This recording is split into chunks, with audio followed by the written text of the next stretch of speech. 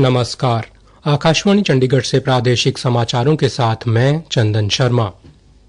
केंद्रीय पेट्रोलियम और प्राकृतिक गैस मंत्री हरदीप सिंह पुरी ने कहा है कि प्रधानमंत्री उज्ज्वला योजना के अंतर्गत पूरे देश में अब तक 10 करोड़ 33 लाख मुफ्त एलपीजी कनेक्शन उपलब्ध कराए गए हैं। वे आज सार्वजनिक क्षेत्र की तेल विपणन कंपनियों और पेट्रोलियम मंत्रालय के अधिकारियों की एक बैठक को संबोधित कर रहे थे। इस अवसर पर उन्होंने कहा कि देश ऊर्जा के हरित, टिकाऊ और प्रगतिशील स्रोतों पर ध्यान केंद्रित करते हुए ऊर्जा सुरक्षा लक्ष्यों की तरफ आगे बढ़ रहा है। हरियाणा के मुख्यमंत्री नायब सिंह सैनी ने अपराधियों के खिलाफ हाई ऑक्टेन अभियान चलाने और हरियाणा में पुलिस की प्रभावी व उत्तरदायी उपस्थिति सुनिश्चित करने के निर्देश दिए हैं। मुख्यमंत्री ने कल राज्य में कानून व्यवस्था की स्थिति और आबकारी नीलामी की प्रगति की उच्च स्तरीय बैठक की अध्यक्षता करते हुए ये निर्देश दिए। मुख्यमंत्री ने कहा कि कानून व्यवस्था को मजबूत बनाए रखना सरकार की सर्वोच्च प्राथमिकता है। कुरुक्षेत्र में एक आबकारी लाइसेंसधारी की हत्या की रिपोर्ट पर चिंता जताते हुए मुख्यमंत्री ने पुलिस महानिदेशक को दोषियों के खिलाफ त्वरित कार्रवाई करने के निर्देश दिए। साथ ही उन्होंने कहा कि जिन नागरिकों को धमकी या फिरौती संबंधी कॉल मिल रही है उन्हें त्वरित सुरक्षा प्रदान की जाए। इस उद्देश्य के लिए एक समर्पित हेल्पलाइन नंबर जारी कर उसे इमरजेंसी सेवा 112 से लिंक करने के निर्देश भी दिए गए। मुख्यमंत्री ने कहा कि धरातल पर पुलिस की उपस्थिति ऐसी होनी चाहिए जिससे जनता सुरक्षित महसूस करे और गलत काम करने वालों व असामाजिक तत्वों के बीच कानून का डर पैदा हो।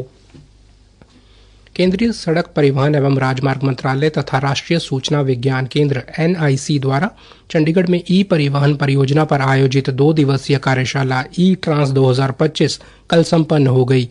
कार्यशाला के दूसरे दिन NIC, केंद्रीय सड़क परिवहन एवं राजमार्ग मंत्रालय, राष्ट्रीय स्वास्थ्य प्राधिकरण, भाषिणी के प्रमुख अधिकारियों ने अपनी प्रस्तुतियां दी तथा विभिन्न राज्यों के अधिकारियों ने अपने अपने राज्यों में परिवहन क्षेत्र की नई पहलें, उपलब्धियां और सुझाव साझा किए। इस कार्यशाला में केंद्रीय सड़क परिवहन एवं राजमार्ग मंत्रालय के साथ साथ 12 राज्यों और केंद्र शासित प्रदेशों के प्रतिनिधियों ने हिस्सा लिया। इस दौरान वाहन, सारथी, ई चालान, वाहन पंजीकरण, सेवाओं के लिए उपयोग किए जाने वाले वाहन प्लेटफॉर्म और इसके विकास और विस्तार पर भी चर्चा की गई।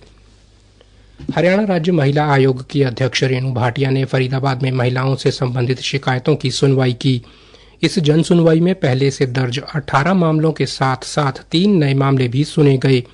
श्रीमती भाटिया ने बताया कि अधिकांश शिकायतें घरेलू हिंसा, वरिष्ठ महिलाओं से दुर्व्यवहार और तलाक से जुड़े मुद्दों से संबंधित थी। उन्होंने कहा कि तलाक के मामलों में संबंधित जांच अधिकारियों को काउंसलिंग कर आपसी सहमति से समाधान निकालने के निर्देश दिए गए हैं, जबकि अन्य मामलों में नियमानुसार शीघ्र कार्रवाई सुनिश्चित की जाएगी। मौसम विभाग के चंडीगढ़ केंद्र ने हरियाणा और चंडीगढ़ में 23 जून तक 30 से 40 किलोमीटर प्रति घंटे की रफ्तार से आंधी चलने की संभावना जताई है। विभाग ने कहा है कि आज और 23 जून को कुछ एक स्थानों पर, 19 जून को कहीं कहीं और 20 और 22 जून को कई स्थानों पर मध्यम से भारी वर्षा हो सकती है। हरियाणा सिख गुरुद्वारा प्रबंधक समिति देश में तत्कालीन सरकार द्वारा साल 1975 में लागू किए गए आपातकाल को 26 जून को काला दिवस के तौर पर मनाएगी। कुरुक्षेत्र में करवाए जाने वाले काला दिवस समागम में केंद्रीय मंत्री अमित शाह, JP नड्डा, मनोहर लाल, हरियाणा के मुख्यमंत्री नायब सिंह सैनी के शामिल होने की भी उम्मीद है। ये जानकारी हरियाणा सिख गुरुद्वारा प्रबंधक समिति के प्रधान जत्थेदार जगदीश सिंह झिंडा ने कुरुक्षेत्र के पत्रकारों से बातचीत में दी। जत्थेदार झिंडा ने कहा कि देश में लगे आपातकाल का शिकार हुए लोगों, उनके आश्रितों या फिर उनके परिजनों को उपरोक्त अतिथिगणों से सम्मानित करवाया जाएगा।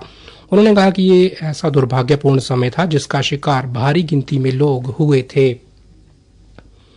हरियाणा विद्यालय शिक्षा बोर्ड ने कहा है कि मार्च महीने में ली गई वरिष्ठ माध्यमिक परीक्षा देने वाले विद्यार्थियों, गुरुकुल और विद्यापीठों के परीक्षार्थियों के परिणाम प्रमाण पत्र एवं माइग्रेशन प्रमाण पत्र प्रदेश के सभी जिला शिक्षा अधिकारी कार्यालयों पर कल भेजे जा रहे हैं। बोर्ड प्रवक्ता ने कहा कि विद्यालयों, गुरुकुलों और विद्यापीठों के मुखिया अपने विद्यालय के परीक्षार्थियों के प्रमाण पत्र कल सुबह 11 बजे से शाम 5 बजे तक तथा परसों सुबह 9 बजे से शाम 4 बजे तक संबंधित जिला शिक्षा अधिकारी कार्यालय से प्राप्त कर सकते हैं। यदि वो किन्हीं कारणों से उक्त वर्णित तिथियों में प्रमाण पत्र प्राप्त नहीं कर पाते तो ऐसी अवस्था में 20 जून के उपरांत वो बोर्ड मुख्यालय से प्रमाण पत्र प्राप्त कर सकते हैं। प्रादेशिक समाचार समाप्त हुए।